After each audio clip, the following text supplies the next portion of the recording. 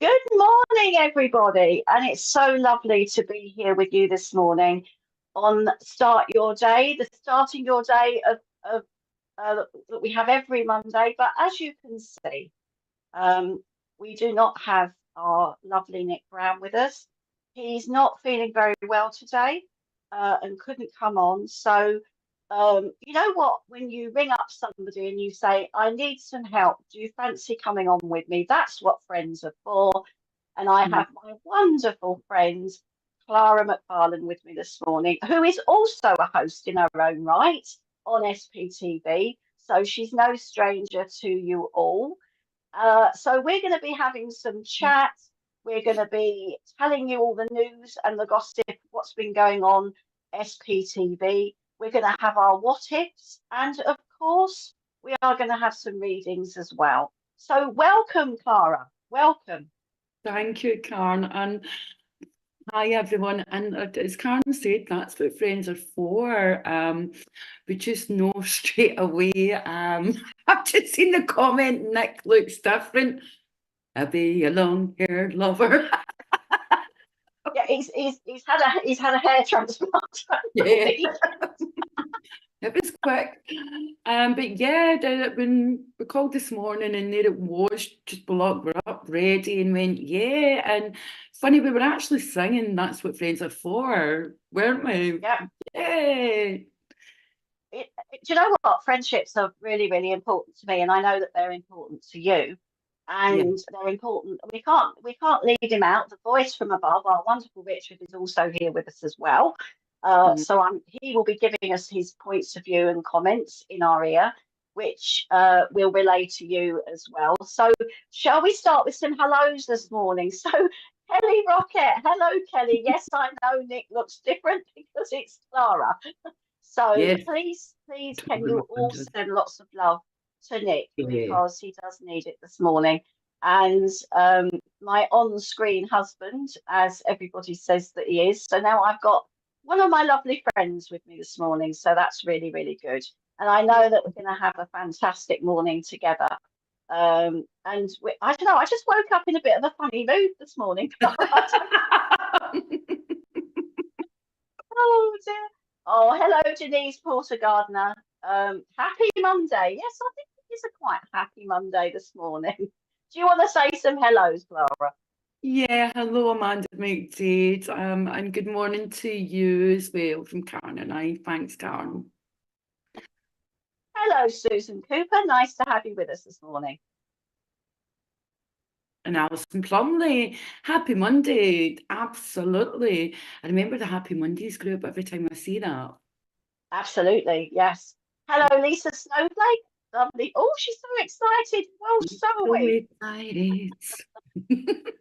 Richard will kill me for singing. Kelly Ann Blair. Now, Kelly actually stays local to me. She's just round the corner. So good morning, Kelly. Lovely to see you. Kelly was celebrating at the weekends. Oh, was she now? How lovely. Hello, Kaylee. What? Nice to see you too. And Mandy Martin. Good morning, Mandy. Hello, and I do love your flowers. And I like your lovely little dog there. Hello, Sherry Ann. Lovely to see you. And she's all the way in France. And I know she'll be Oh, sending Nick lots of healing thoughts because I believe Sherry Ann sits in Nick's circle. So lovely to have you on this morning. oh, that's beautiful, isn't it? It is. Okay. So for all of you that are on that we haven't said hello to, hello, good morning. Hope your Monday is starting well. And come and don't forget, please, share because sharing is caring. And if you can spread the love, spread the happiness that we have on this show, share it to your friends, to people that haven't been on. That would be absolutely wonderful because we will be doing some readings later on. So if you know that somebody wants a reading or could benefit from just some company as well, because that's important. So hello, Stace Shaw, lovely to see you. And of course, Stace is one of the team as well. So it's nice to have you with us this morning. So do you know what? I think friendships, company. Oh, hello, Linda. And I hope Nick's all right. Give him a big hug from us when you see him. So it's nice to have you with us. And Mr. Payne is in the house. Mr. Payne. Nobody says Neil now, it's Mr. Payne. Mr. Payne is in the house. So lovely to have you with us this morning, Neil. So pairing, company, friendships, Clara. You know, I think that's so important. And I mean, last week for me, I came up to Scotland to meet you. Mhm. And even though Zoom is so wonderful, and I've got to know you for quite some time now, but we've never actually met until last Yeah. weekend. But I still class you as a really lovely friend, Yeah. and we've got close, but we've Mhm. never actually met. And in a way, Zoom is a little bit like the pen pals from years ago. Do you remember when Yeah. you might not remember pen pals, but when we were at school, lots of people decided to write to people across in France, and We did, so yeah. you know, so that to France, to Spain, to Italy. So and that was a strong connection with people. People wrote to each other for years, and I think friendships are really important. And when Yeah. I met you last weekend, it was so lovely. Mhm. And we had such a good weekend. And I tried all the delights of Scotland. And then I caught up, I know, I Now, caught up with, Kellyanne Blair, if she's watching Kellyanne, she tried the tonic wine. Okay. oh, did She she had now? no within nanoseconds what tonic wine was. Well, it was an interesting experience, let me say. But Mm. um, and then of course I've been to see some family in Herefordshire for the Mhm. last few days. And that was really nice. And I think it's really important to keep in touch, to Yeah. to have that company. Would you agree? Absolutely. And like you say, it was like when we're talking constantly in Zoom, and it's fantastic because we built up a proper friendship, but Yeah, then to meet each other, and it was just like, it was just like normal. There was no difference in you or me. And it was just wonderful then to see that the intimacy by that point. And the friendship is important, and that's the fantastic thing we have with technology.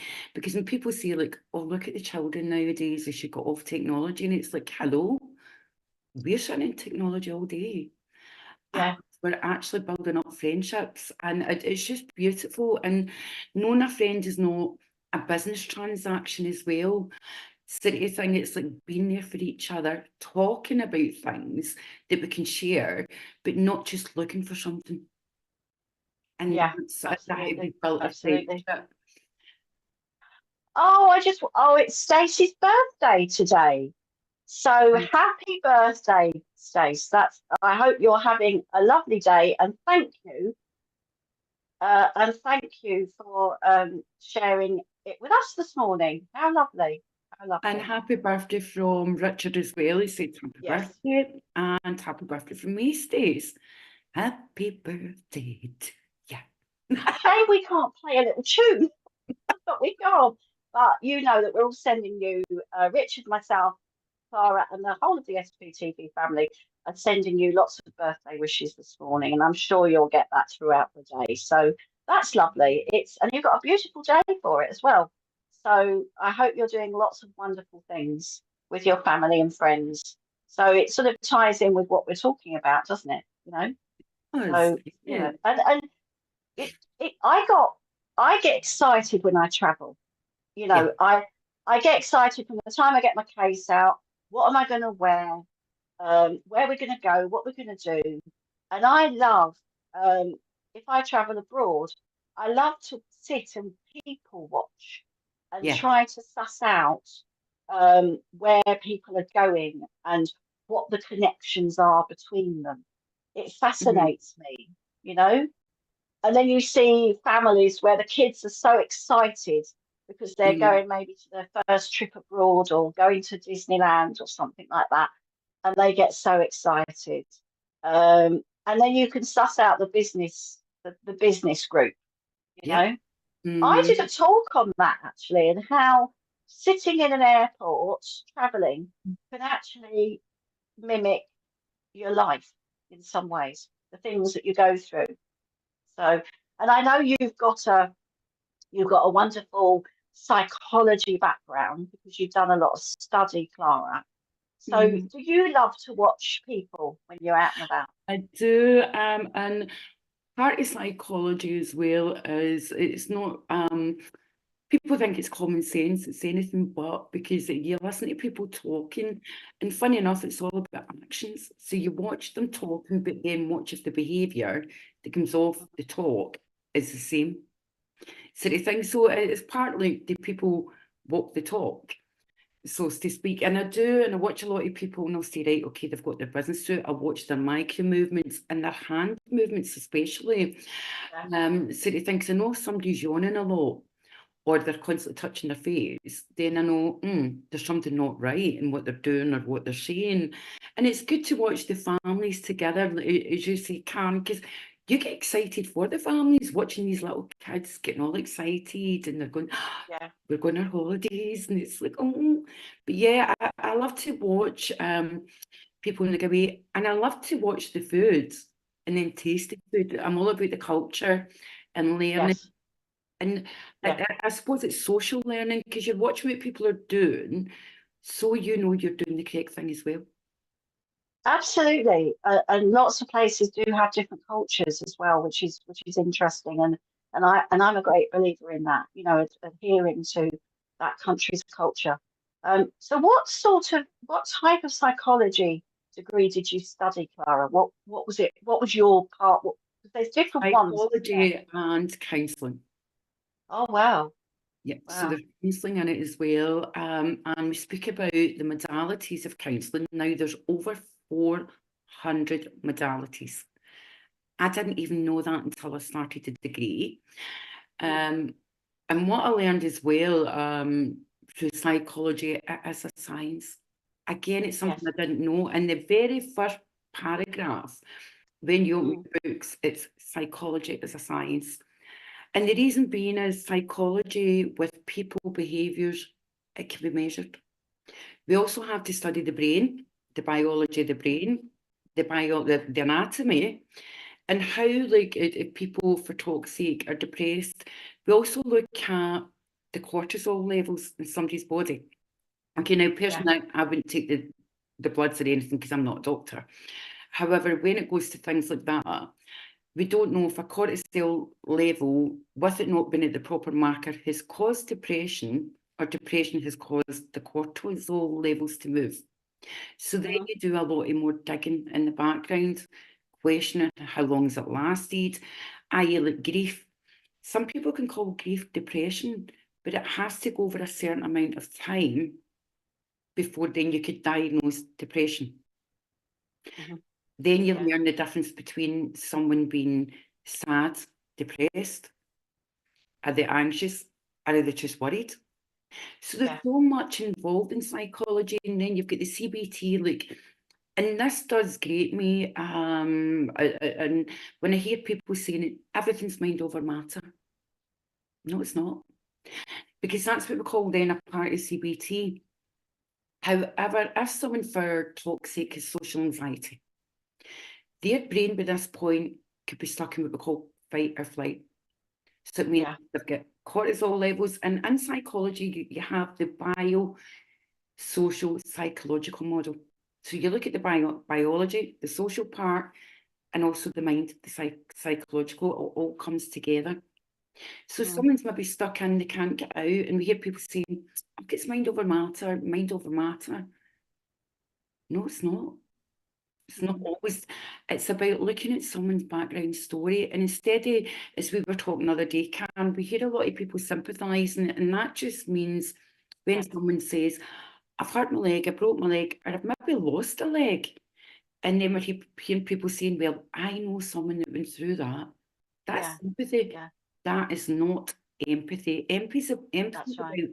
about listening. Sit and listen to someone validating their feelings.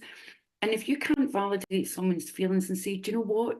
It's right, you are going through that. You are entitled to feel that. If you can't validate that, then there's no point listening, because you've just invalidated someone. And that's why we have a lot of, I'm not saying it's a cause, but it's a correlation. What we call a correlation is why then we have as many people suffering with mental health. And a correlation would be, the best explanation I can give you is, if we were looking at studies, do more people buy umbrellas because it rains? We can't say yes, because people can buy umbrellas because it's sunny or it's windy. Yeah, that's true. Yeah. That's what we call a correlation. Okay, so it's a link. It's not a causation to say they bought more umbrellas. So when we look at the correlation in people's lives, and we always have to check the background story, i.e. we hear people saying, we hear these, lots of people, and it's awful when they say they want to take their own life. That's the very first red flag. I Yeah. think a lot of people out there are actually saying, well, if they're going to do it, they're going to do it. That's wrong. That's the first red flag. So at that point, you're questioning them. Are they safe? Do they have people around about them? Okay, what's making them think like that? So psychology is all about, ask somebody's story, don't just judge. Then we do the stats. There's a lot of mathematics. So what I will tell you is, any would-be psychologists out there, be prepared for a lot of biology of the brain, of the body, but also a lot of mathematics and stats. Because you cannot... It sounds really, really complex. And I think, you know, when you undertook it, you probably thought to yourself, oh my God, what have I started? You know, I did. As soon as I started seeing the stats, I went, I never signed up for that. And do you know what's interesting? You find 50% of people, every time they start with psychology degrees, they drop after the first year or second year. I can imagine. I can imagine. I just want to say a couple of good mornings, because Ashley Oliver, who's also a host on SPTV, has joined. The lovely John Edgar has joined from all the way from Ireland as well. So welcome to him. But interestingly, Kelly Rockett mentioned about making connections on here, and Stay Shaw here has got a question for you, Clara. Is it nature over nurture, Clara, or nurture over nature? She says, I believe they are both equal influences on how we are characterized as adults. Well done, Stace. We actually hear that a lot, and I've done a paper on that. One cannot survive without the other. So they're both the same, basically. Now, nature is what, when you're growing up, again, it's the biology part. Okay, so someone can be born, for talk's sake, and they're born a baby. Now, we're all born sensitive and empathetic. I can never say that word properly, okay? But we have this born. Then when it comes to the age of 3-year-olds, we have what we call TOM, theory of mind. And this is where we watch the children saying, children then learn to empathise. Okay, so they're watching their mimicking behaviour. But then what we have then is, some children may not be able to do it. And we have that part, apathy. So you then start watching the child as they grow up. Okay, now when we then say, right, okay, this child could have something wrong with them, but not always.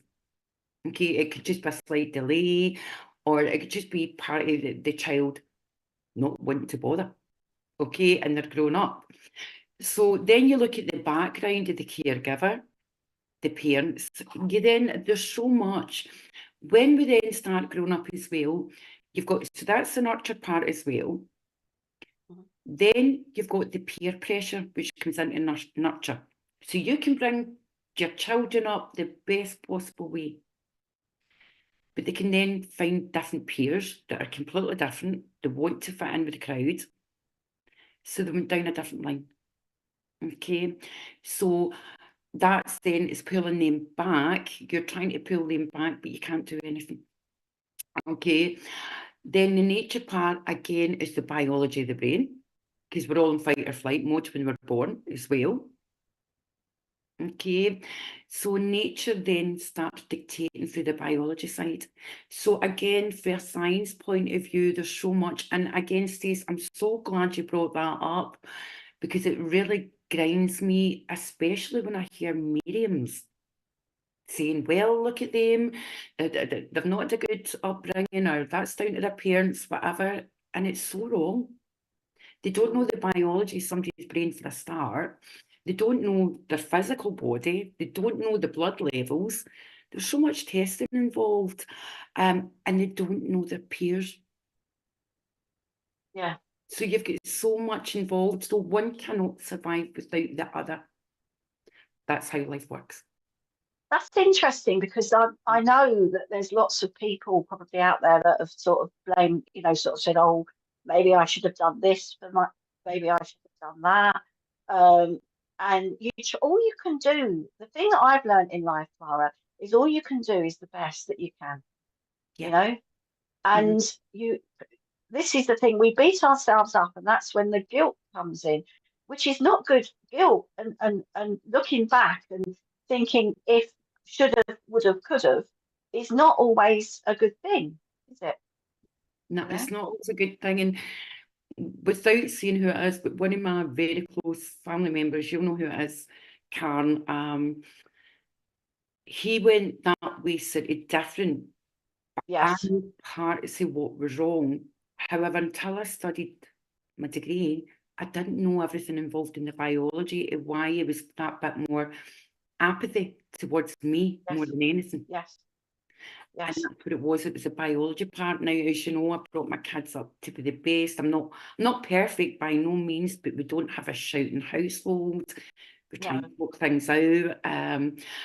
They've never seen me doing alcohol, partying, get drunk or anything. And I'm going, what have I done wrong? But it wasn't I know, part of the biology of his yeah. brain, because what he was diagnosed with, Yes.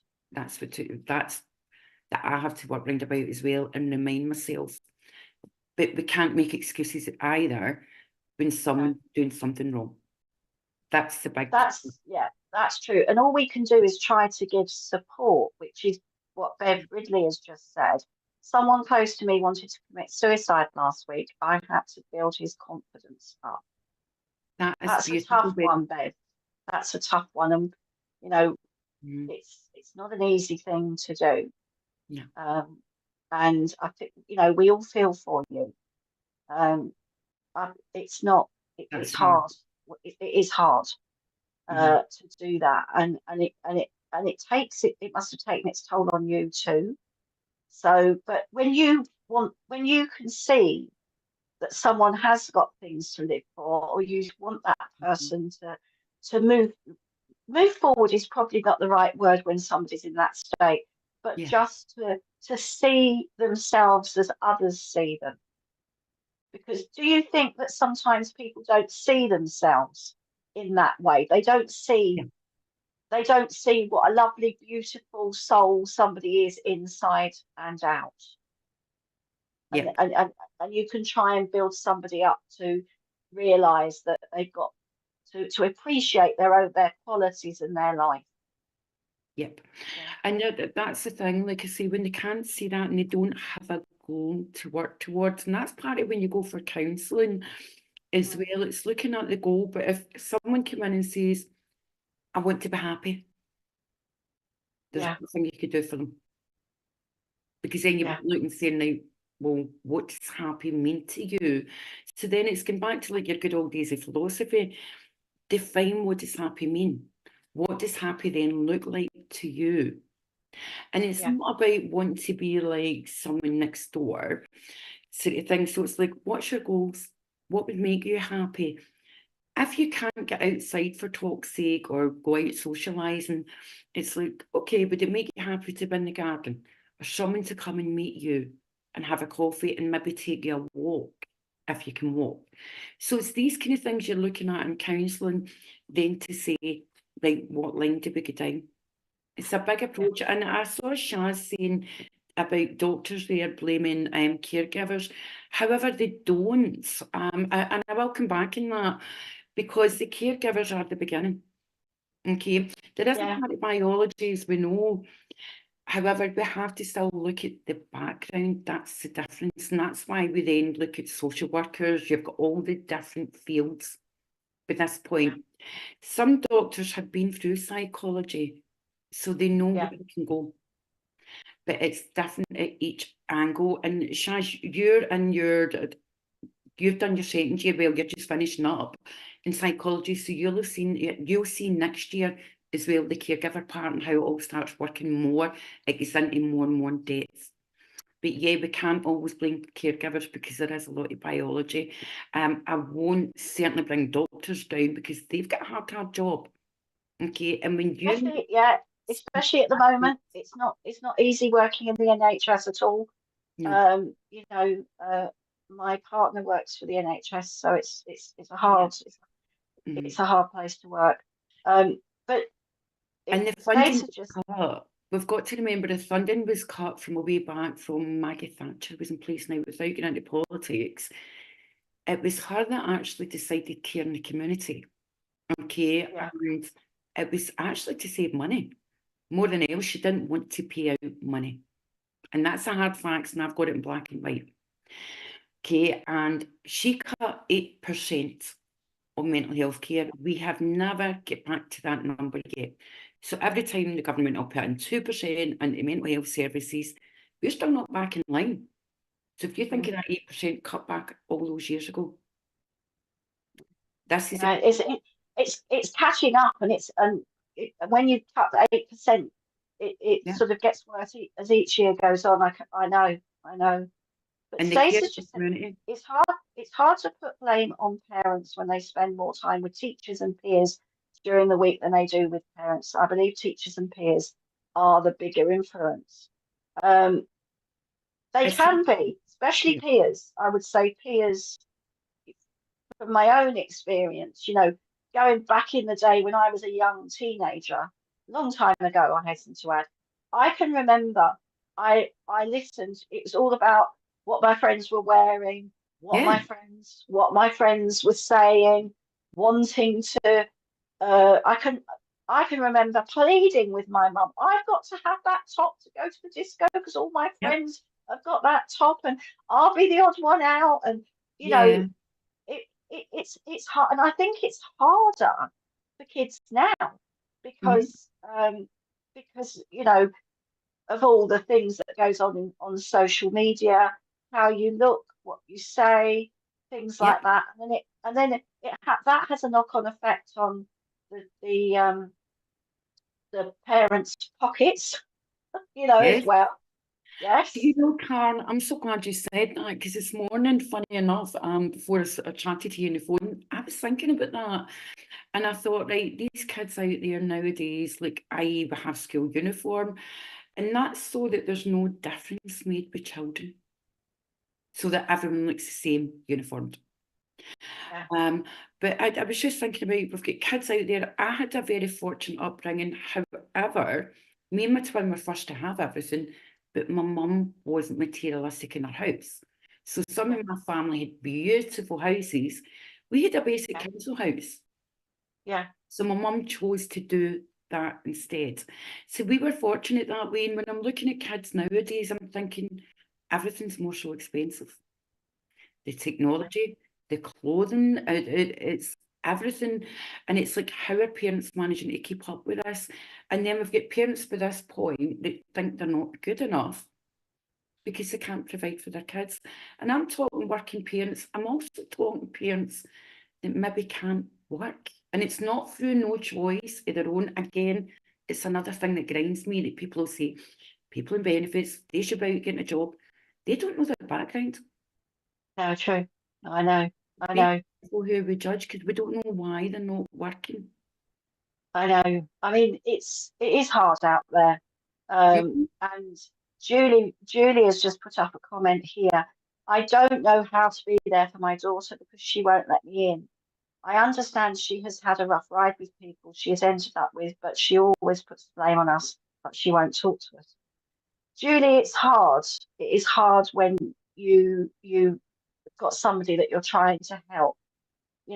All I would say from my own experience as a mum, not a qualified professional, but as a mum, is just tell her that you love her and just be there for you when she's ready to talk to you. Because just keep, give her that support, give her that love, and say, I'm here. I'm always here to let her know that she's got that fallback, because that's what my mum did for me. Yeah. And sometimes you can't put your kids in cotton wool. No. They've got to go out and learn. And sometimes those things are tough. And there's been times as a mum, as a mum to our three, Mike and our three, where they know that all they've got to do is pick up the phone and say, I need help, or Yeah. they need something to listen to, then we're there. And that's sometimes all you can do, is just be there, because they have to. It's like riding a bike or learning everything. You fall off, you make mistakes. You can't live their lives for them, but you can guide and you can support. And that's the best thing that you can do, in my experience. And just more or less, I'm going to mirror what Karen said, and I've just lately been through that. Now, and if I was sitting, say, for talk's sake, doing counselling, I wouldn't share that with as client service giver. We don't call them the patients now, because then it could invalidate them. However, I've just literally been through that, but my son's coming out at the other side, so to speak. Okay, but everything was my fault, and like Karen says, you can only be there. Yes, it's hard, it's awful, because you've done everything for them, and it's just trying to say, I love you. I don't like you at the moment, and I did do that. I don't like you at the moment, but I love you. Yeah, And that's the main thing, and as long as you get those words out there, and as well, we have to, for children, as Karen says, they've got to learn their own mistakes. There's only so much we can do, but what you can do, you can also speak to GP mental health. There is a lot of sources out there online. You can also self-refer, because there's what we call systematic therapy as well, and that's family therapy. Would I say your child will go at the moment? Absolutely not, because that's the last thing they would. Okay, to sit with family, because at the time it becomes a you're to blame, it's a telling session, and that's not what it's about. But if you can reach out, then you would get some guidance and help as well. And I think it was Julie. Was it Julie, Karen? yeah, yeah, Yeah, I would go yeah. down that line. Mm. And we'll send some links at the end of the show if that's okay with Karen and Richard.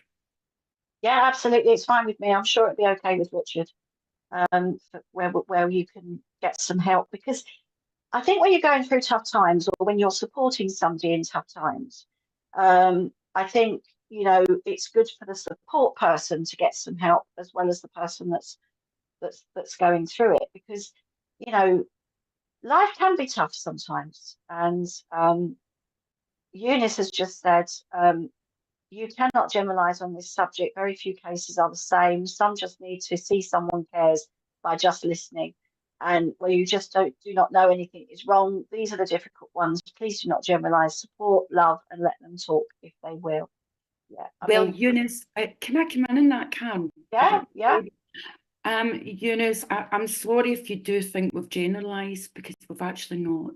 And that's the part what we've been talking about. Each case is individual. Everyone is individual in their life. We don't generalise anyone. Also, as well, you would sit and talk to someone and ask the background. And this is what psychology is also about.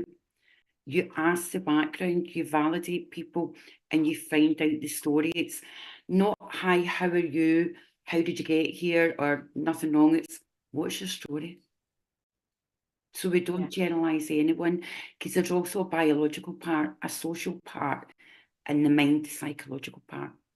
So there's three things. So I'm sorry if that's how you took that, but it's certainly factually not the case. But don't generalise, darling. It would be wrong. Also, Eunice, I just want to add, I was talking from my experience as a mum, from one mum to another. Yeah. So I said, I did say I'm not a professional, but that was my experience from my mum, Yeah. and that's what I've done because it helped me. Then I try the same thing to my children and grandchildren, or even friends, anybody that comes to me that wants a listening ear. Then I give, even I give support. But if I feel that someone needs more help than just I'm there for you and I love them, then of course I would point them in that direction, and have done, because Yeah. And you know, we have to realise, yeah. and this is also from a mediumship point of view, there people come to mediums because they think they have the answer to everything. We don't. We No. do not have the answer to everything, but we can also guide and support. And there's been times when I've said, you need more help than I can give you. You need to go to this professional, that professional, and you point them in the right direction. But the thing is, you can lead a horse to water, but you can't make them drink. Exactly. Exactly. So And I, we're going to go for a short break now, because we also have our wonderful lady that is with us every Monday, yeah. um, our sort of out and about reporter.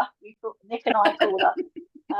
She comes along with her wonderful tarot scope, and I know that you will love her. So please, can you enjoy the wonderful Kate May. And Clara, would you like to say the magic words this morning? Please, please. I love this every Monday.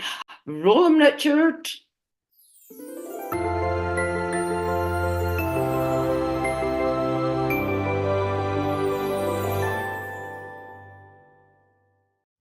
Good morning, everybody. My name is Kate May, Modern Day Mystic. We are looking at your tarot readings for the week ahead, for the 20th of May, for each zodiac sign. You can catch me on www.katemay.co.uk. Okay, so let's have a look. Aries, what's going on for this week ahead? Aries, the King of Pentacles, fabulous. Anything to do with business, anything to do with finances is good.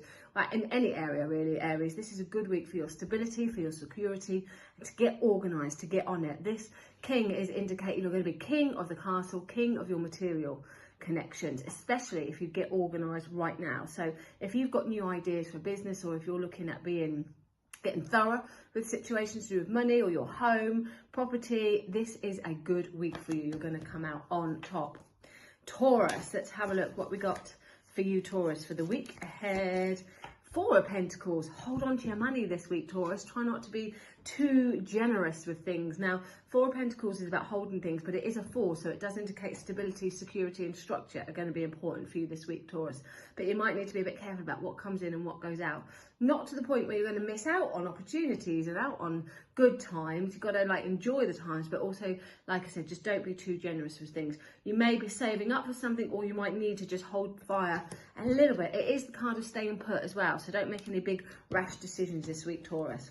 Gemini, the Wheel of Fortune, new beginnings, luck is turning in your favour. There is a change in the air, Gemini. So taking a chance this week is going to be good for you, but you're going to start to see that the wheel of motion, that things are starting to move in, even if they've been slow of late. This week things get going, so take some chances, make some action and get moving. Cancer, it's a week of hard work, Cancer. Roll your sleeves up, put all your eggs in one basket. Try not to be too scattered with lots of things going on this week. Try and focus on what's important. Prioritise your goals and you'll get good results. Leo, take a step back from things, Leo, perhaps from drama or situations that are mentally confusing you this week. Leo, this week isn't the time to put too much time and energy into unwanted things. So take a step back, rest, recuperate, and then you'll come back firing on all cylinders. Virgo, great news around, again, your stability and security. It's a week for stability this week. Great news around finances. Perhaps there's money to do with your family, inheritance, or money that's been built up over a period of time this week. But your hard work is paying off, and this should see a week where you're coming together with family, or perhaps being in a position where you can share your wonderful news and your finances even. So perhaps you're the one being super generous, where there's going to be enough to be going around the family this week. Libra, Nine of Swords. Try not to worry. It's easier said than done, but this card usually comes up for me when a worry is unnecessary. Could be stressing about something, have anxiety about things, but Libra, try not to worry because it's not as bad as what you think. Scorpio, you're ready, but is the world ready? Dot the I's, cross the T's, make sure that you've got everything in place before you go charging ahead, and make sure you've got all the facts before you go through with any choices or any decisions. It's going to be really important that you're up to date on all information and that you know what you're dealing with so that you make less mistakes. Sagittarius, you're moving into calmer waters. You're leaving things behind that no longer serve you. You might not know where you're heading, so there's an air of having to trust the process this week, Saggies, but you're going from one stage to another. Good news is down the other end. You've just got to get there. So go with the flow, but know that there's a lovely transition on its way around you. Capricorn, news of love, abundance, happy family news, emotional connections are coming around you, perhaps new friends. This is a good week to open your heart and to say yes to new creative ventures. Spiritually, Capricorns, this is really good for you. So you may start to really feel that you're opening up a bit more, but love is in the air. It's like a fresh start, a new beginning around you, Capricorns, which has potential.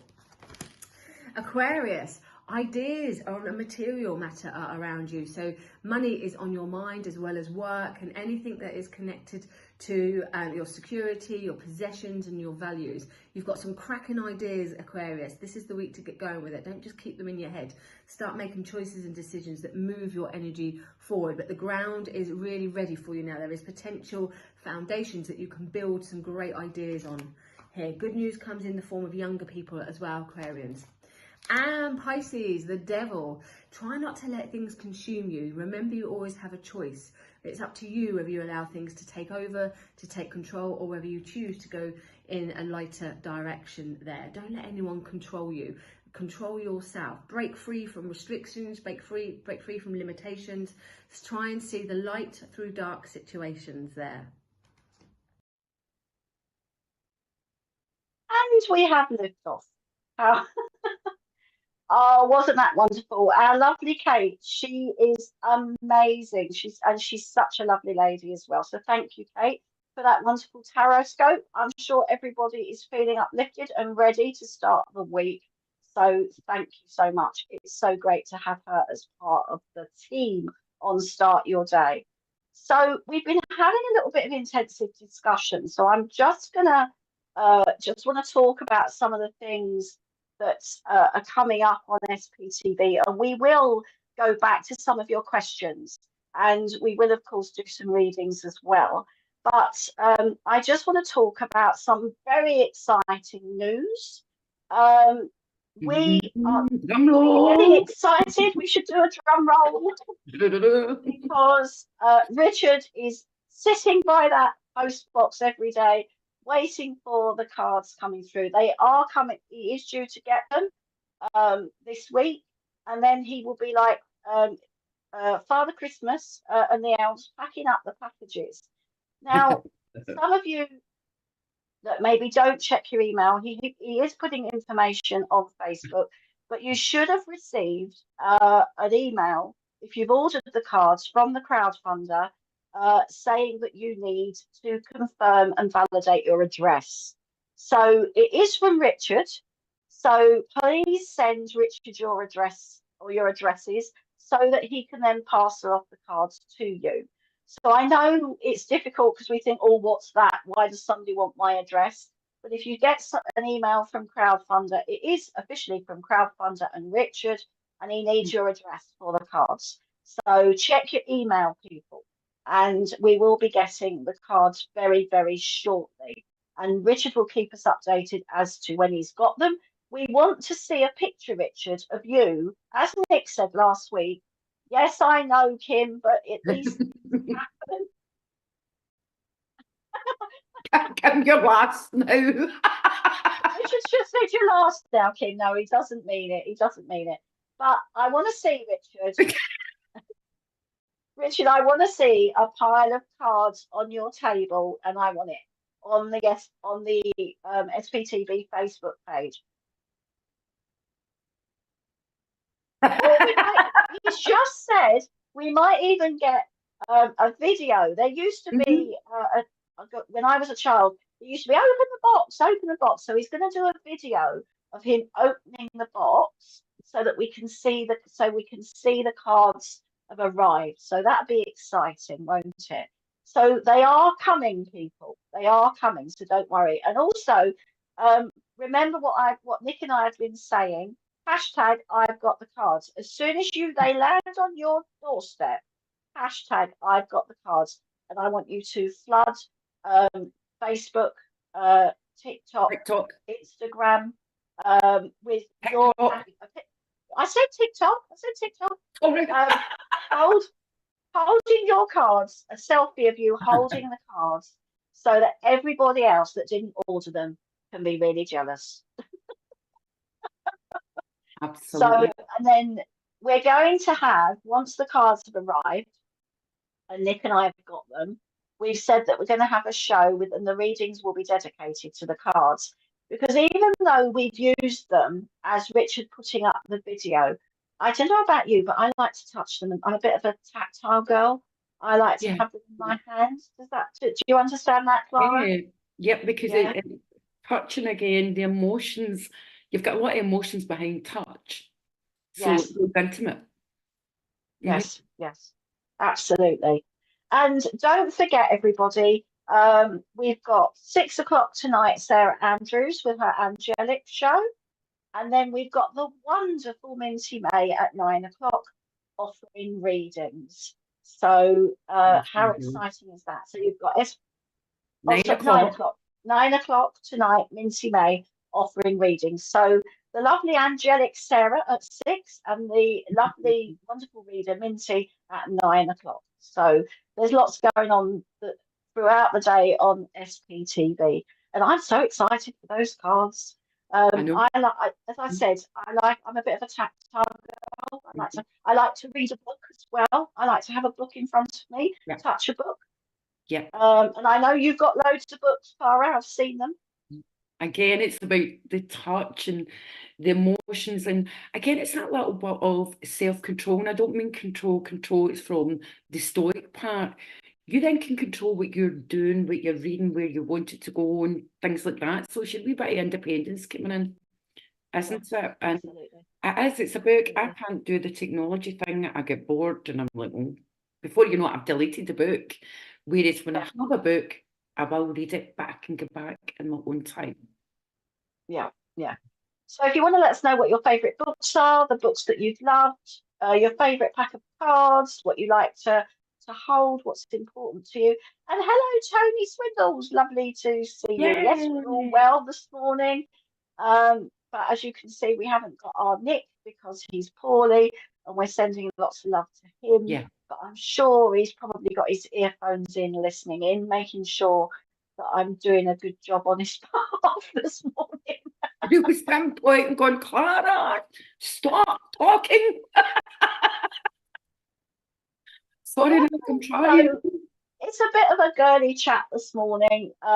We've touched on what Clara does with her psychology, but I just want to ask you one more question, Clara, before we maybe go into a few readings, because I know there's probably people on there that want some readings this morning. So if I ask you a question and then we do some readings, and then we've also got the wonderful what if section of the show, which has been created by Richard, which is some lovely words which can help and uplift and,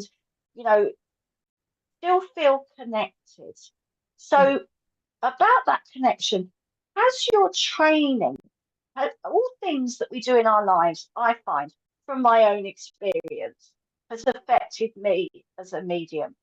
Being a mum, working in the corporate world that I worked in, emotional things that I've gone through has affected me as a medium. Have you found that your work and your study has affected your mediumship? And if it has, in what way? Yeah, I find more from the mediumship point of view, sorry.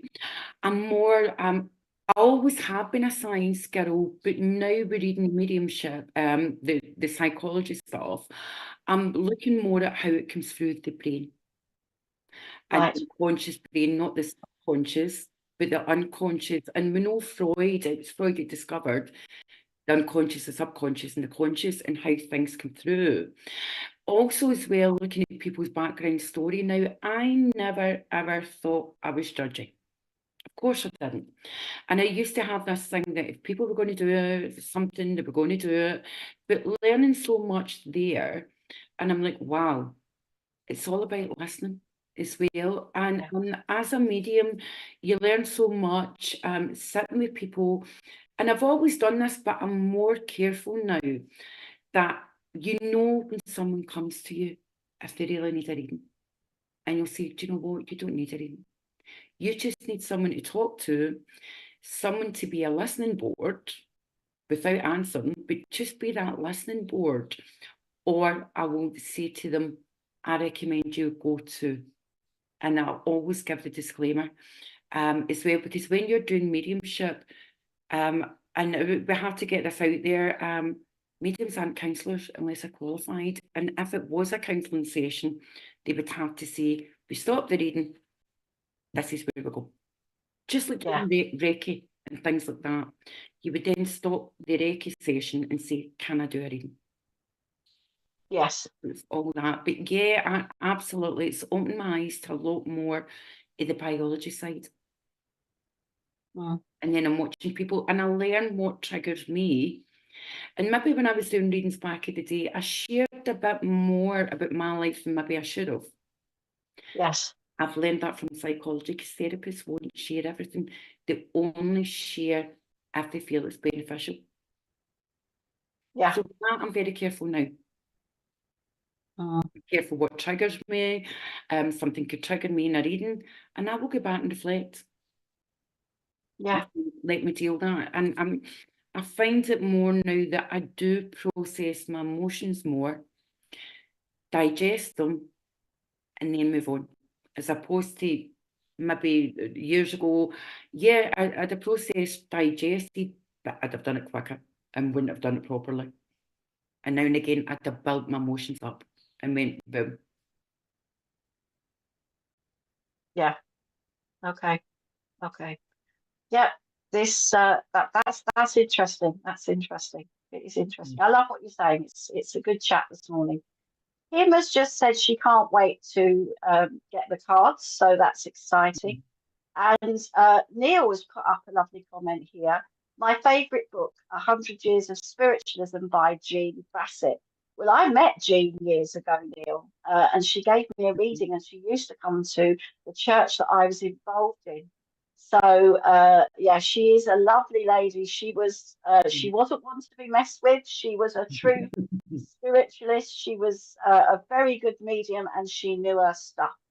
So, and I know that she was a good friend of yours, Neil. So, yeah, that is a wonderful book and lots of information there. She also wrote the book about Gordon Higginson as well.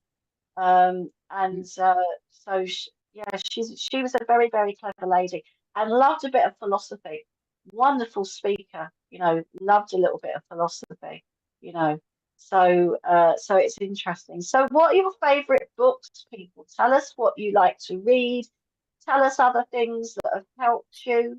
And let us know what you're thinking about this morning so that we can bring it into the chat and talk about it, because it's we love the interaction. The interaction is what we love. So let's have a chat to see what you're thinking about this morning and what you love to read, and the cards or things that have inspired you, because inspiration, I love that word.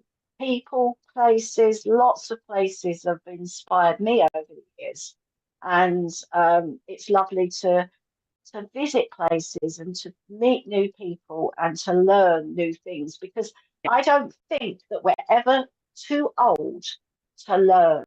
So our Tony has just said, my favourite and first was Adoring Virtual Angel Cards, the 44 deck. Do you know what, Tony? It's sometimes the first deck that you have that stays with you for a long time. Yeah.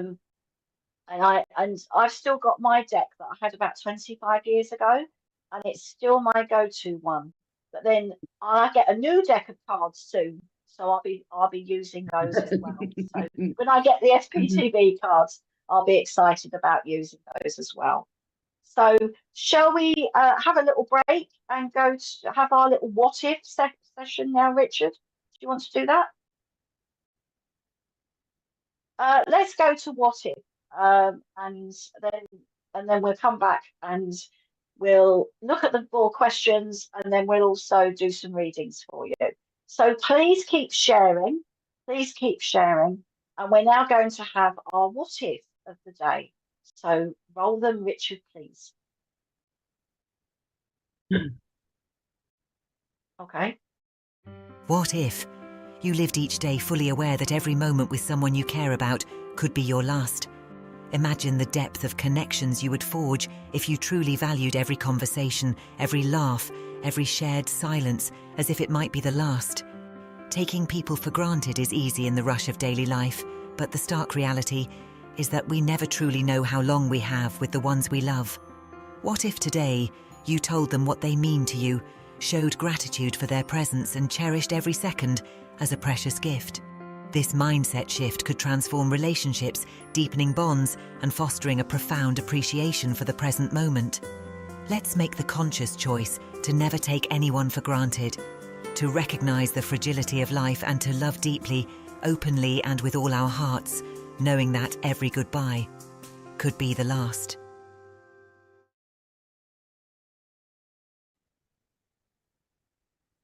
Wow. That was beautiful. Absolutely beautiful. Really, oh, it's so true. We mustn't take people for granted that we care about. We mustn't take ourselves for granted. Beautiful words, Richard. I love your inspiration. So Love that. it's really, really moving. But do you know what is wonderful? I can understand that stage. Very poignant for me and the family at this time. Absolutely. I understand that. It's a tough time. And we did send healing out to you last Wednesday, and the healing is still on its way, on its way. So do you know what? It's as I get older, and I try not to take people or things for granted. Yeah. But one thing that spiritualism has taught me is that energy cannot die. And that love and that feeling and those memories can be brought through. And Stacey has also just said, tomorrow is never promised. Yep. That's why, we should enjoy every moment.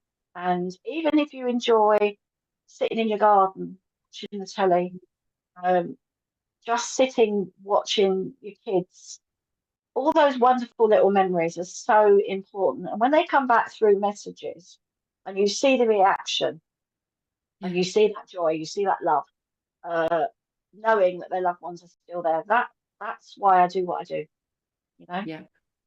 One day at a time. Yeah, one day at a time.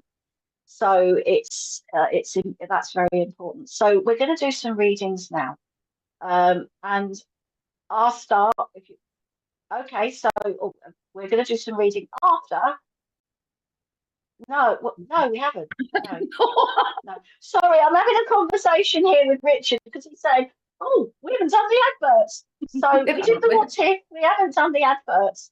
So I think we're going to have some adverts. Please bear with me this morning. I haven't got Reverend Nick Brown. I'm sort of doing the leading on my own with my lovely assistant here. Sorry, Nick. I'll keep these all over the place. He'll be saying, "Oh dear." He'll be telling me off. He'll be telling me off. Anyway, bear with me, everybody. I know you're probably all laughing, but we're going to go to an advert now, and then we'll come back and do some readings. So, Roland Richard, please.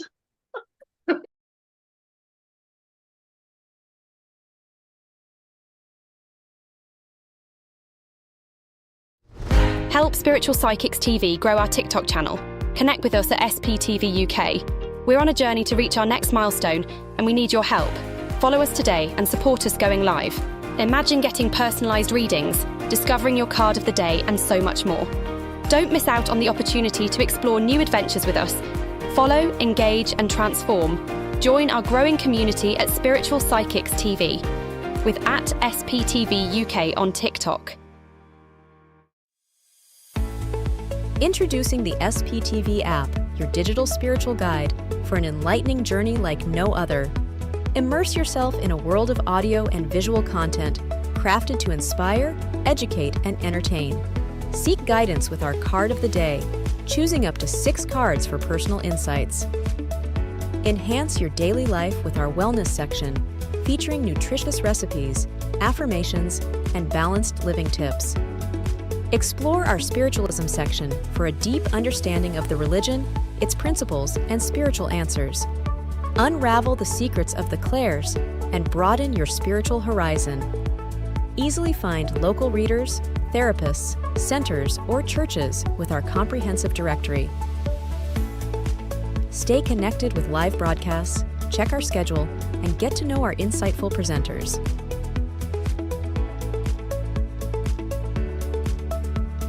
Delve into the meanings of angel numbers, crystals, and a comprehensive list of divination meanings.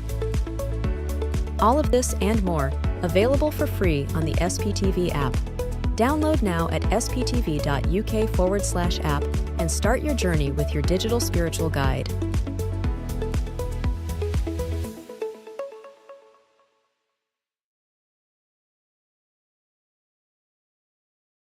Sarah Andrews joins us for her Angel Show from 6 p.m. tonight, offering readings for our viewers and clarification of each angel. Join Minty May live tonight from 8 p.m, offering tarot and mediumship readings to our viewers.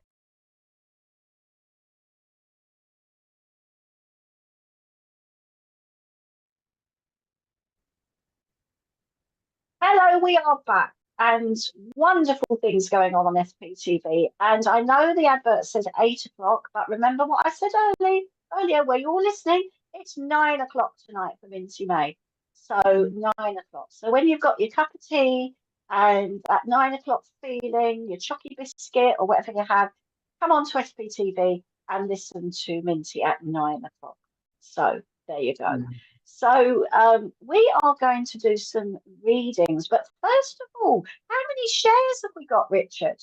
How many shares have we had?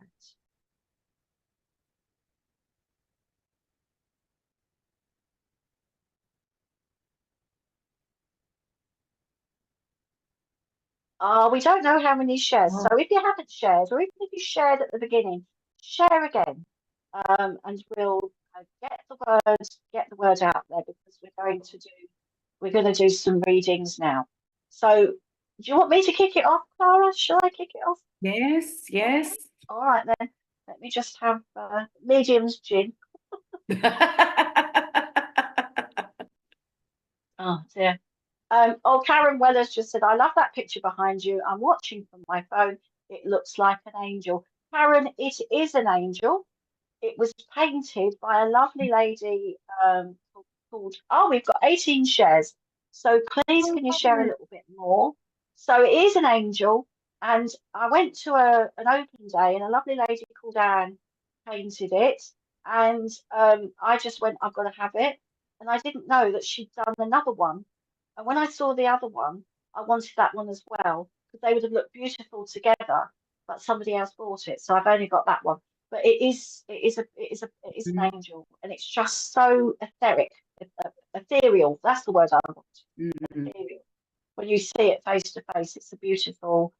It is a beautiful painting. So it was done by a friend of mine. So it's beautiful. So thank you for your comments. I appreciate that. Okay.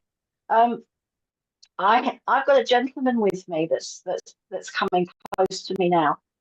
And I know that he had terrible breathing problems, this gentleman, and I do feel that he would have had to have gone on oxygen here, because he's making me aware of some sort of breathing device, and I do feel towards the end of his life he would have had to have gone into hospital to go into one of those nebulizer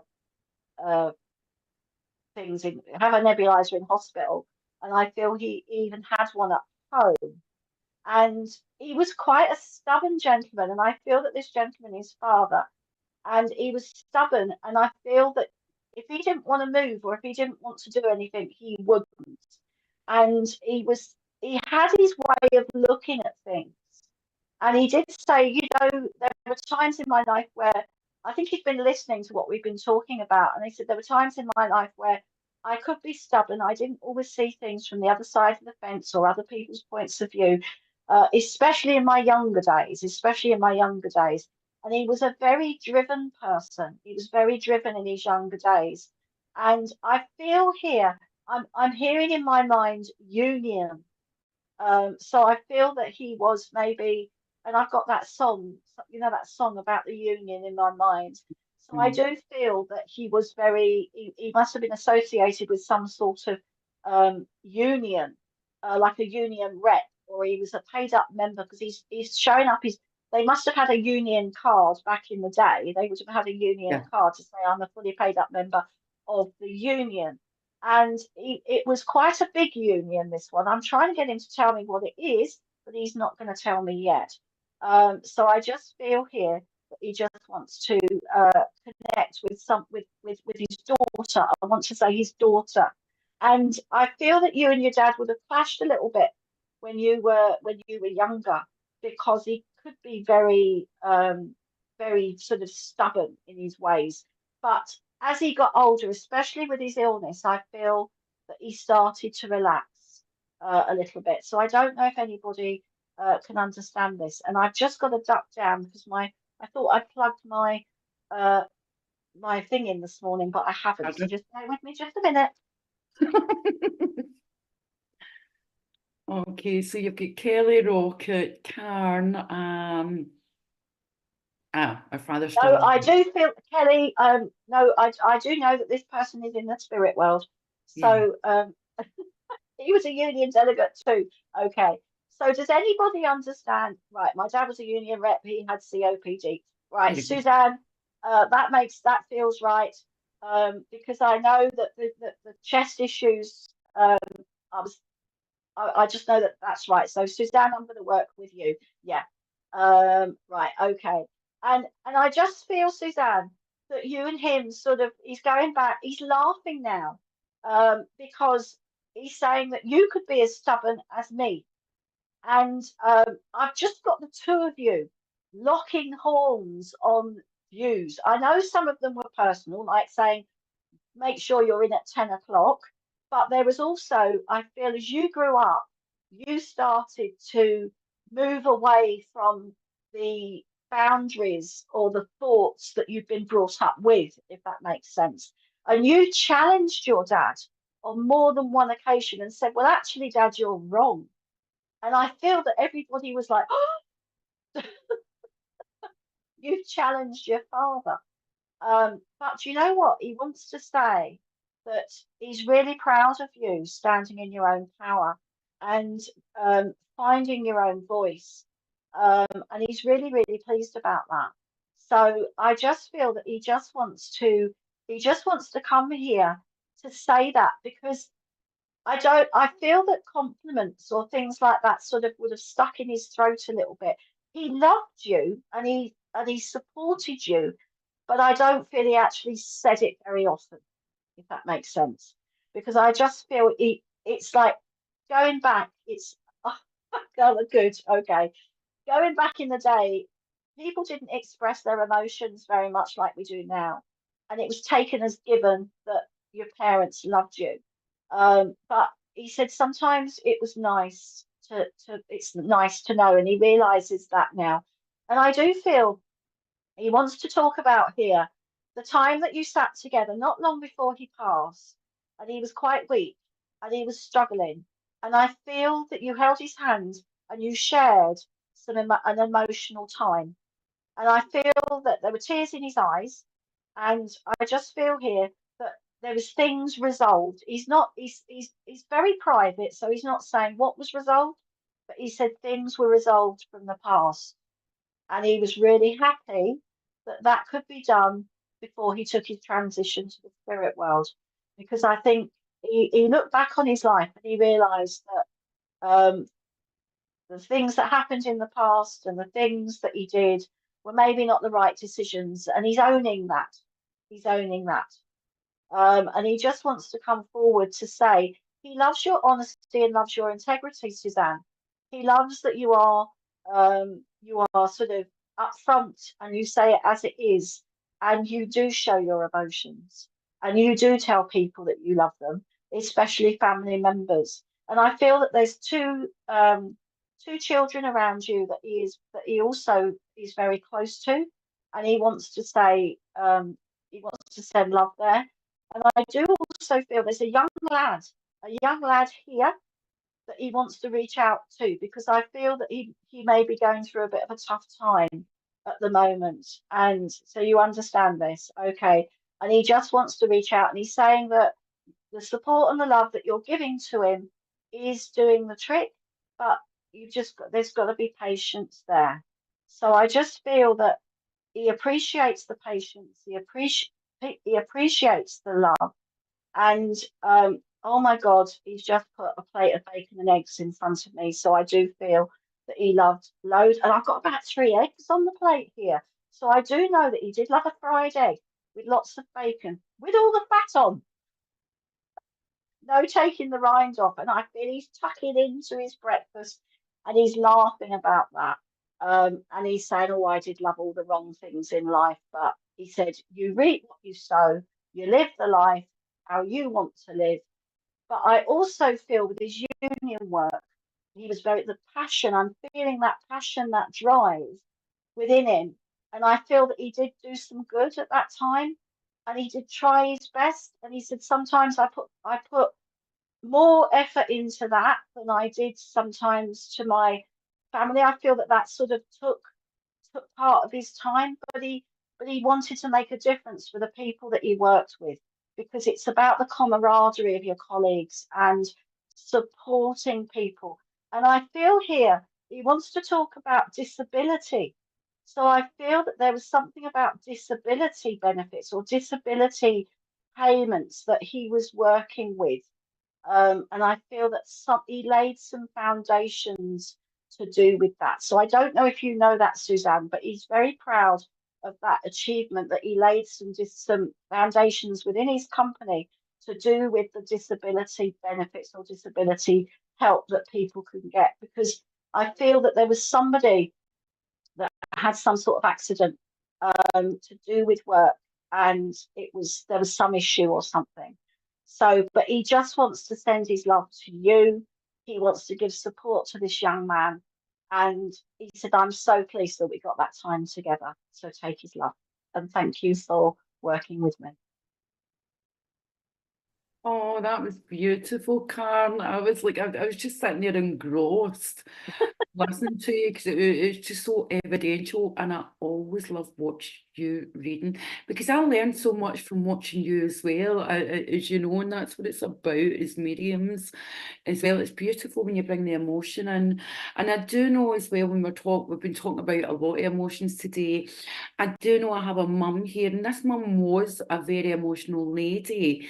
I also know when I have mum here as well, she was in a lot of pain towards the end of her life, and I know her daughter helped care for her, because I know I'm on pain relief, and there would be a morphine scenario with her, but I feel the morphine made her skin itchy. I know as well, I kept doing that with my nose, and I know there would have been prongs sitting at the nose for a part of oxygen, because mum was in and out hospital a few times before she passed over, I want to say here. Now, would anybody be able to take that? And this has to be mum. Okay, and she passed over. Oh, well. Okay, she passed over in hospital. We were in and out of hospital. I do know mum has a brother in spirit with her as well. And I do want to say as well, when I have this mum, that it's all about family. Okay, everything had to be about family. She wasn't confrontational. She was just such a gentle, gentle lady I have here. I do know as well, when I have mum here as well, I know you helped your mum I want to put not Vaseline. Everybody knows I'm a Vaseline girl in my lips, but I do know I have to dry my mum's lips and moisten them for her. Now, Helen, would you understand mum has a brother in spirit as well? Because I have to have the brother in spirit as well here. All right. And I do know when I have your mum here as well, would you understand your mum fell at one point?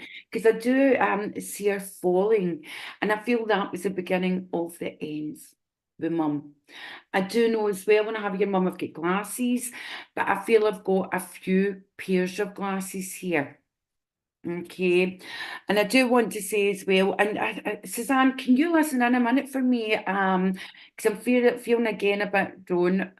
Right, no, I can't have a possibly. So she's either got a brother in spirit or she's not. Okay, so we can't make it fit, Rebecca. I'm really sorry here. So I'm going to get back to brother as in spirit with mum.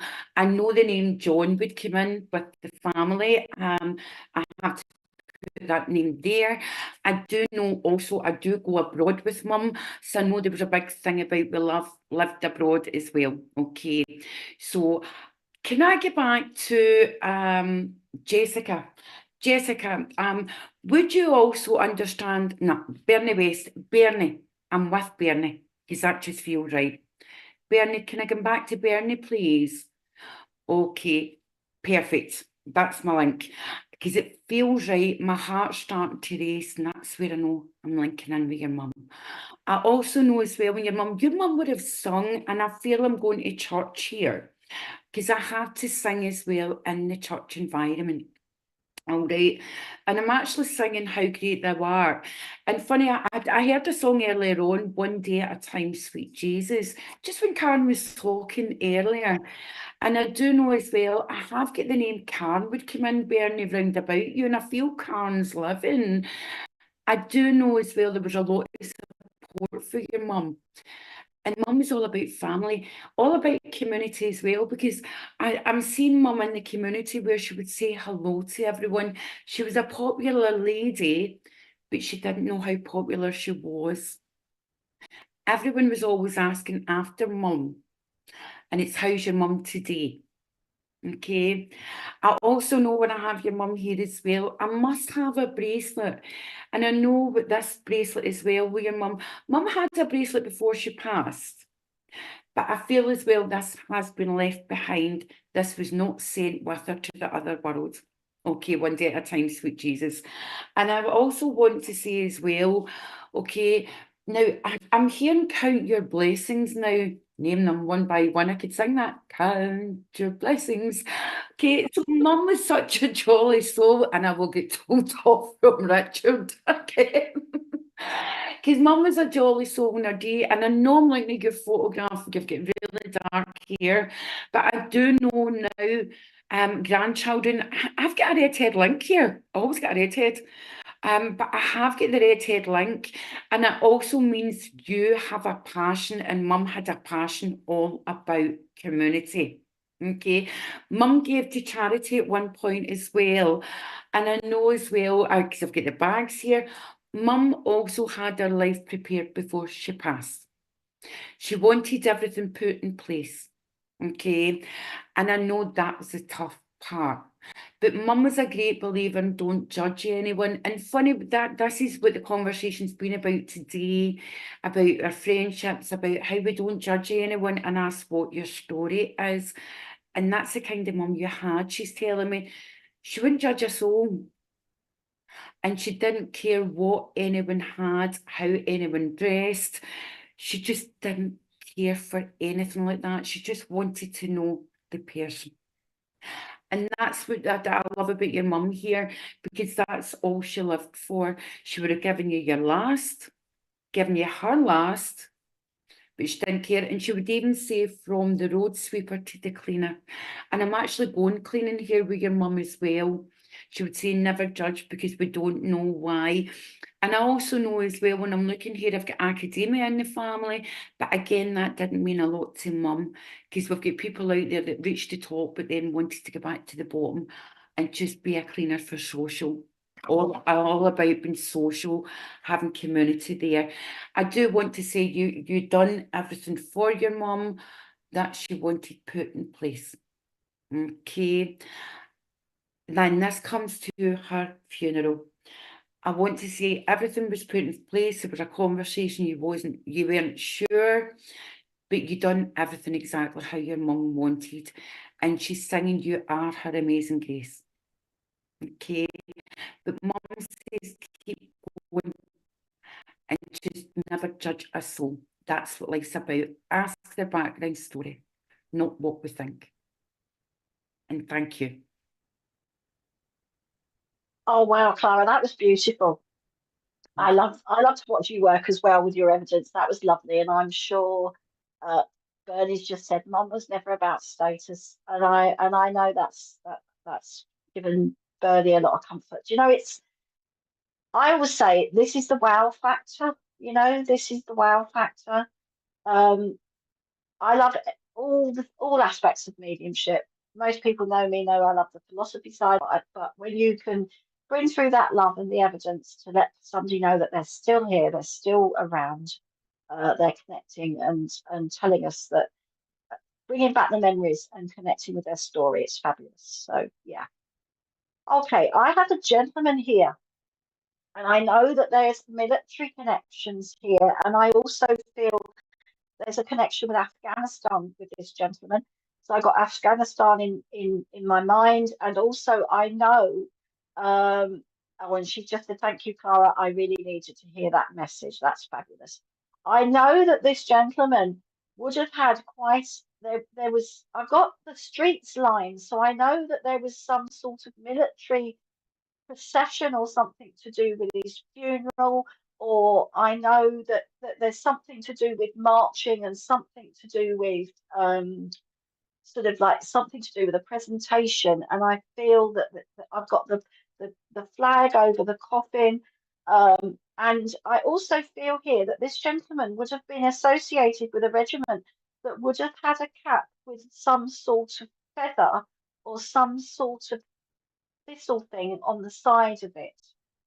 And I also know that the name Philip or Phillips is connected here. I don't feel that he was very young when he passed to the spirit world, but I do know that his military life was really, really important to him. I also know that there's a wonderful picture of him in his uniform, in his dress uniform. And I think this is when he first was commissioned, or first, it's some sort of important photograph. And that photograph is out on display in pride of place. And I know that someone still looks at this picture. And he's just here. Okay. I feel that he wants to reach out.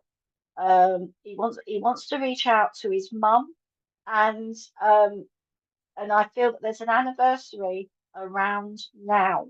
So does this make sense to anybody at the moment? If it does, please let me know, because he's coming because he just wants to reach out. I don't know if he's been through before, and I just feel I know that Afghanistan is connected with him. So if you can let me know if this makes sense to you. Have we got anybody yet, Richard? Has he gone to sleep? Nothing yet. Okay. So so he's just right. Jessica can understand this. Okay. So Jessica, could you understand this thistle, this cap?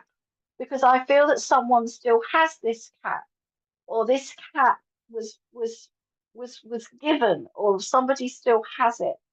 And I feel he's so proud of of his being in the army, being in the military. It was very important to him. I feel that he was given a medal. There's a medal here that he was very proud of, and you have um, his his bits and pieces, his memorabilia from that time. You or someone still has that. And I do know that it was quite a ceremonial funeral, or there was some ceremonial thing done when after he passed, and I feel that there's still tears now, and somebody is still crying, and I know grief can be hard, and I know you can't put a time limit on grief, but he's just sending a message saying, dry your tears. I'm okay. I'm all right. Um, I'm, and I know he's gone physically, but he's definitely not forgotten. And someone would also have some letters or messages that were sent. And then there must have been some, I'm going to use the word commendation, from his superior officer. So I feel that the letter was written about this man's character and what an important role he played within whatever he was doing at the time. And he said, it was my job. It was what I chose to do, because I feel that someone's sort of beating themselves up about it. He should never have joined up. He should never have gone. But it was my choice. It was what I wanted to do. It was a job that I put myself forward for. And I do feel he was a very physically fit man. I feel that he embraced it wholeheartedly. He jumped. Actually, I want to jump. So would you understand, Jessica, that this is connected with the parrot? Because I feel I want to jump. So I feel he jumped out of the plane or did something here. So he just wants to come through to say it was my decision, it was my choice. I did the job I loved. And he doesn't want anybody here to be upset or to think, what if maybe? Because it was my choice, and he wants you to know that. And I feel that he would have gently teased you. And I don't know if he used to sort of like touch the top of your head, like sort of go, or this action with his hand, or or get away, or something like that, or whether he used to pull your hair, because I've got this pulling of the hair and touching your hair here. So he's just bringing that, and I feel that he could be a bit of a tease, a bit of a joker when he was about, and I do feel he was quite quick with the one-liners. If you'd say something, he'd be back at you, and he was quite funny. And he says, remember those times. Remember that those fun times that we had, those memories.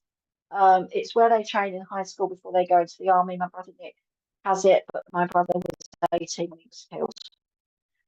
I feel for you, Jessica. It's no age, but he just wants to let you know that he is he just wants to reach out, but it's not for me if he is looking for his mum. No, but would you understand where he wants to reach out to mum? Something about reaching out to mum, because sometimes we're sometimes the message passer on us, so to speak. So he wants to link with you because he wants to give those memories to you. But what he wants to do is he wants to reach out. He wants to reach out to his mum. So I just feel that he just wants to bring those memories, and he doesn't want people to be sad, because he wants you to live and he wants you to do the things that you're passionate about. He did what he was right. Okay. A lot of this sounds like what happened with Jeremy, but he was killed before he got into the army. But you can understand the passion. You can understand how the army was his life. That he loved the army, and this is what he wanted to do. And I think he's trying to get you. So you're not understanding this. Well, I do feel connected to you, Jessica. A lot of this is making sense. So I'm going to carry on because I do feel that this is connected to you. So I just feel here that he wants you to follow your passions. You to follow your passions. So, right, so you can understand that. You can understand that. Okay.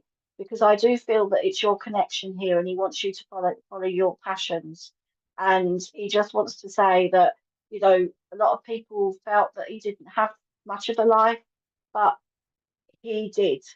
and he was here maybe for a short time, but I just feel that he enjoyed the life he had, and you know, the army was very important to him. So take his love, take his love. Okay. So yeah, sometimes it's, you know, if another, I think another person could take that. So if And you do can you know what, understand that as Karen? well. That was beautiful, because part of the mediumship is bridging the gap. So Absolutely. that can go to his mum, and Yes. I feel you were with Jessica as well. So Yeah. she can take that to mum or pass Yes. it on to the family, because it's bridging a gap, even if the if the sitter's not here. Yeah. So you bridge the gap, and that's what it's all about. It was beautiful. In Afghanistan, I mean, I was like, wow, the evidence, Afghanistan, it was amazing. It really was, and that was a lot of evidence there. I was like, wow, oh my goodness. Keep going, oh no. Now I'll do one that, and I think it might be in the same boat, funny enough, not with the same person. But I do know I have a boy here, a young boy, and he took his own life. I know he was a handsome young boy, and I'm looking at the age of, he may be about 24 now, but I feel he took his life a bit younger. I also know very popular lads, and I want to say lads here, okay, very, very popular, but no one would have known what he was keeping inside, because he had everything. He was very well loved with his parents, very loved by the community, but he just found life so hard, okay?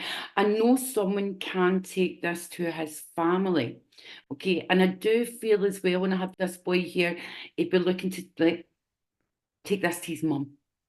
Okay, I do know it was a big thing in the community when he took his life, because when he took his life, another few done it as well.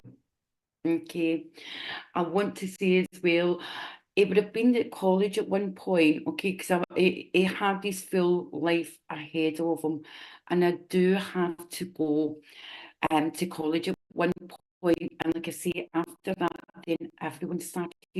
Right, Hannah, and would you also understand as well, there was a lot of people went to his funeral, okay?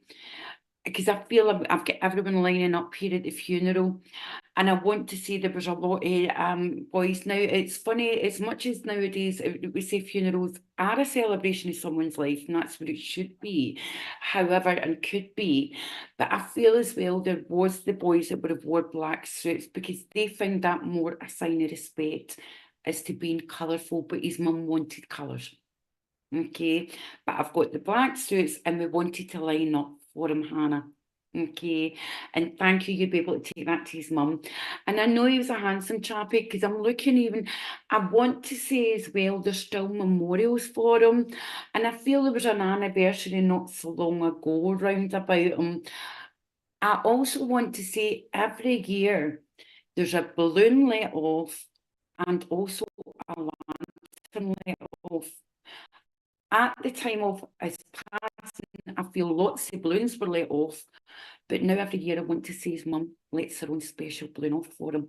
Okay, I am hearing the Paul Weller song in my ear, Pebbles on the Beach.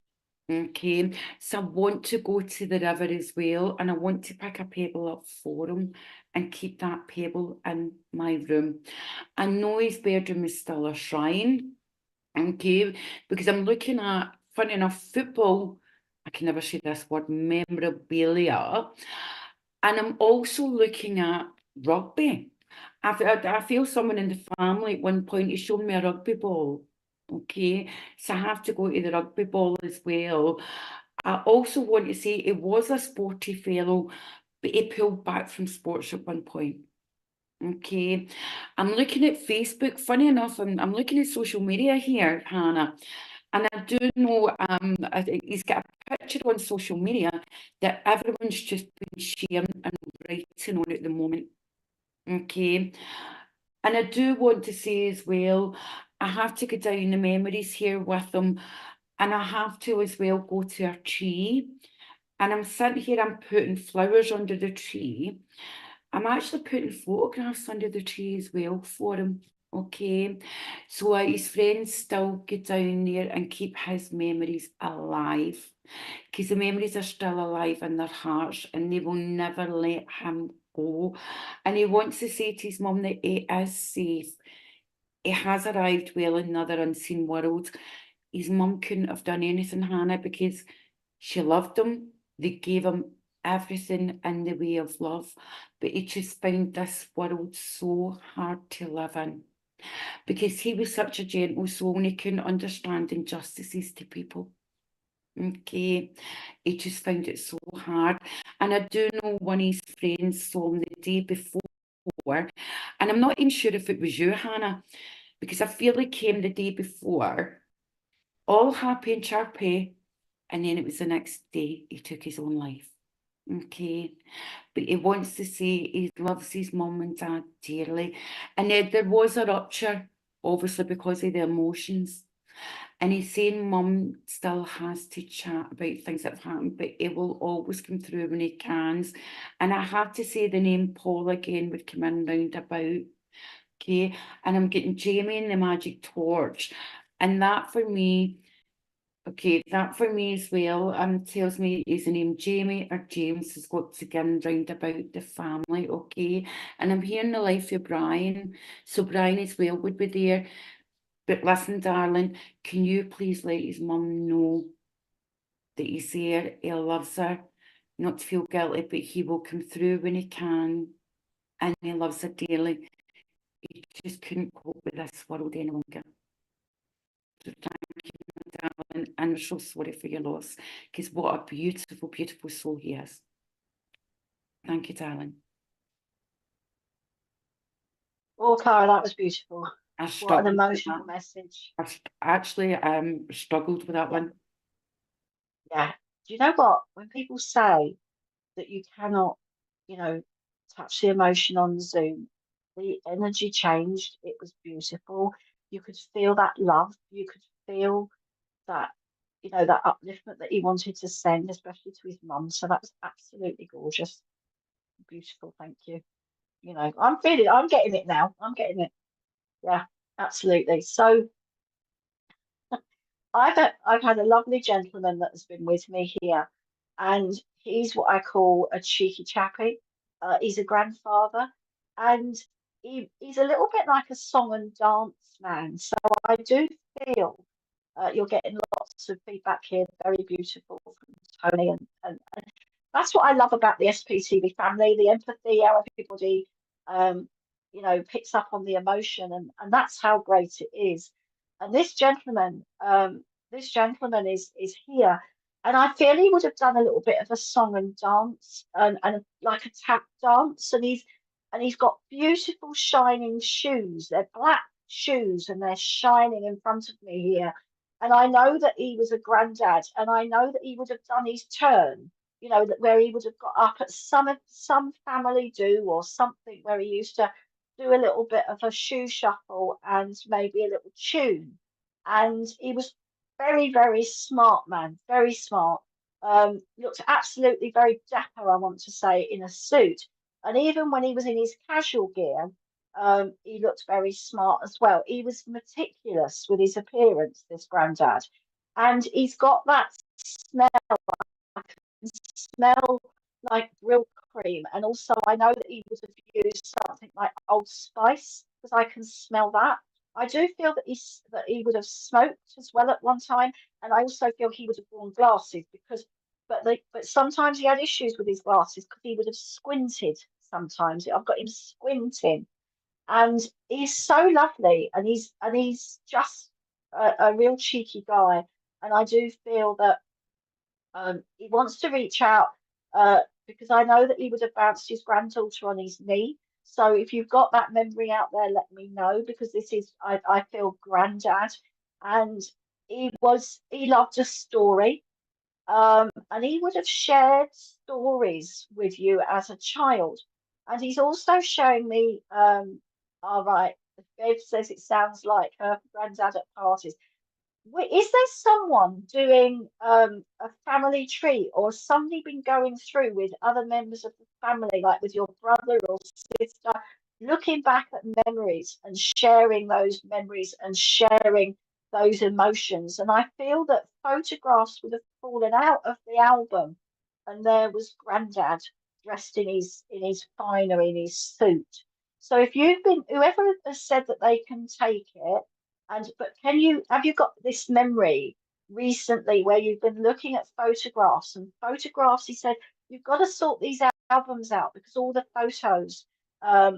photographs are falling out. So if you can understand that, all right, Kim, you can understand this. Fabulous. Okay. And there was one in Grandad there, dressed up very smartly. And he's laughing because he said, I just want you all to still remember me. I just want you all there to remember me. And that's why the photo fell out. He's laughing. And there's some great memories. And he said, our family did some amazing things. He's talking about now a friend of mine and Clara's is away on a caravan trip, and he's taken me to a caravan park, or it looks like this caravan's on the beach. I can see the caravan and then I can see the sea. So I know that there must have been a caravan trip where the caravan was quite close to the beach. And something about soggy sandwiches. And I do feel he was a plain eater. He loved his food. But I've got Mother's Pride bread and ham sandwiches. And you had to have proper butter, not of all this margarine malarkey. It had to be proper butter in a butter dish, you know, where you put the fat in your butter dish, and he loved his butter. I've got him going with the butter here. So I know that he loved his butter. And I feel also he would have liked, we've got the Mother's Pride bread, but also there's the baker's loaf as well. So I know he would have loved a bit of a, all right. Oh, I'm so sorry for your loss, Kim, but it's tough when you go through. Oh, okay. Can you turn off your caps, please, Kim? Because it's sort of on type, it's classed as shouting. So if you can get your caps lock off, that'd be lovely, sweetheart. Thank you. So, you know, but Grandad's here, and he just wants to let you know that, oh, we all had caravans at the time, loves his food and the butter in the dish. Fabulous. But he just wants to know that all is well in the spirit world. He just wants to pass that on to you. And he said it was nice to see you smiling and laughing and talking about those memories. And he's saying those good memories are going to get you through. And he's just wanting to sort of surround you with us with so much love. And he's also talking about somebody would have had would have played a record constantly. So I don't know if this was you, Kim, but you had a favourite record, and I don't know if it's something like I'm getting Sweet Ballroom Blitz in my mind, and that was one of my favourites. So I just got this record being played constantly here, and he's laughing about that because he's saying somebody would have played records constantly, time and time again, and I've got one of those old-fashioned. Your granddad's calling him a radiogram, but they're not. It's a record player with a radio in it, but it's with the drop down, with the thing that goes across where the records drop down. And he says that there's the 45s, but also the LPs, the LPs as well. And someone really loved their music, and he's laughing about that. Grandad would have had a dog because I'm aware of a little light coloured dog. It looks like a West Highland Terrier. So I feel it's like a little, it could be a cross between either Westie and a Jack Russell. It looks like a scruffy little dog, but lovely. And I feel that you would remember that. There's also a lovely tabby cat that would have sort of like that is with Grandad and all the family. I think what he wants to say that we've got everybody with us because somebody would have said, I hope they're all together. Somebody would have said that comment, and he said, yes, we are. We are all together, including the animals. And also there's rabbits as well. You would have had a white rabbit. And so he said, we're all together. The family is all together. And you must have mentioned something about music. He's going back to the music again. So I know that you would have mentioned about music, talking about choosing some music. So he said, go with what you first thought of. Go with your first thoughts. And there must have been some sort of little, oh, was it that song?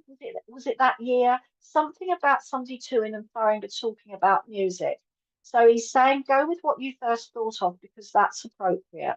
So he just wants to add his two penneth in because I do feel that he would listen and then he would sort of like pipe up from behind his newspaper and sort of say, or his book, and then add his two penneth. And he also says, um, don't don't be sad. And he says, bring the fun stuff in as well. Talk about the fun things because that's important. It's not a sad. It's we're still around you. It's just going from one existence to another. And he knows that there's struggles going on around you at the moment, but he just wants to let you know that he's here. Now, he would have also worn from time to time a dicky bow tie because he's just drawing attention to a dicky bow. And I don't know if he had one of those funny ones that turned round, but I've just got this dicky bow tie go spinning round. And he would have had, I'm getting fresh laundered handkerchiefs as well. And I feel somebody would have ironed these handkerchiefs to perfection. And somebody would have also ironed everything to perfection. So I feel this is grandmother coming in as well. And she wants to step in. I just feel, Kim, they're surrounding you and all the family with so much love. We've got your back. We are here for you. And I can't say this enough. And I also feel here he goes off at a tangent, your granddad. Now he's talking about his car, and he would have had a Corsair, and it's white, and it's got red seats in it. So if I've got the make wrong, forgive me, but I know it's a white car, and I know it's got some lovely dark red seats in it because I can see it. And I feel that he would have been out there, somebody would have been out there polishing the car or cleaning the car. Something about this white car that he wants to bring in. And I also feel he wants to bring in, and I know we're nowhere near this month now, but he wants to bring in daffodils. So I do feel there's a birthday in March. I want to go around the middle of March, around the 18th and the 19th. And he's also giving me the name of Peter here. And also, I'm not sure if I'm hearing Mary or Marjorie. And there's a Cole. He's talking about Cole. So I feel it's Colin. And Maisie, the name Maisie is also connected. There's an anniversary in January, and I want the 25th or around the 26th, around the end of January as well. And he just wants to come in, and also your grandmother. They just want to give in, and I just want to surround you with a couple of like a circle of love because I feel they're circling around the family at this time. So take their love, and they are with you 100%. So I hope that helps. Okay. So we've come to the end of our readings now. And for those of you that didn't get a reading, oh yes, one right was read. We all used to clean it. Yes.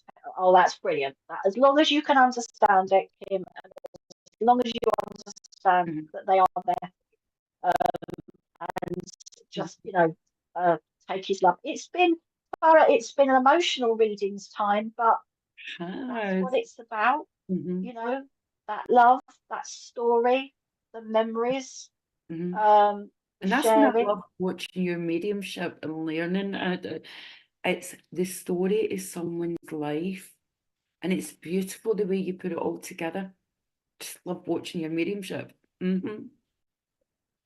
Well, likewise. I love watching you work as well, and I just want to say thank you for coming on today. As much as I've missed my on-screen husband Nick, it's been my pleasure to have you with me as my friend. And thank you for sharing your thoughts and your journey. And thank you, Richard, for being in the background as always, giving us the support and giving me the nudge where I need it. And also thank you to the wonderful SPTV family for being with us this morning. And I just hope that we've started your day off with the right inspiration, the intention, the love, so that you have an absolutely fantastic week. And sending lots of love to Nick. And I hope that you're better soon so that you can be on with us next week. Yeah, stop me wittering. Instead, it's wittering Well, clarity, not wittering you Nick. know what? We all know that Nick loves the chat as well, and I bet he's probably thinking I would have loved to have been in that chat, because he does love it, doesn't he? So I hope that you've enjoyed it as much. Everybody out there has enjoyed it as much as we have. We've got Sarah to look forward to at 6, Minty to look forward to at 9. We've got those cards arriving soon, and Richard with a little video.